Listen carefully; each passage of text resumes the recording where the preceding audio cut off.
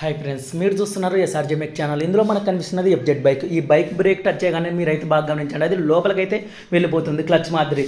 Front brake పడ్డం లేదని అయితే మన దగ్గరకు తీసుకొని వచ్చాడు. ఎన్ని రోజుల నుంచి పడ్డం లేదన్నా అంటే 6 months అయిందని అయితే చెప్పాడు. 6 months నుంచి ఫ్రంట్ బ్రేక్ లేకుండా ఎలా డ్రైవ్ చేశాడో నాకైతే అర్థం కాలేదు. దీన్ని ఓపెన్ చేస్తే మీరైతే చూడండి, లోపల ఆయిల్ మొత్తం ఎండిపోయింది, డస్ట్ అనేది క్రియేట్ అయింది, లోపల ఆయిల్ మొత్తం గడ్డ కట్టి ఈ విధంగా అయితే తయారైంది.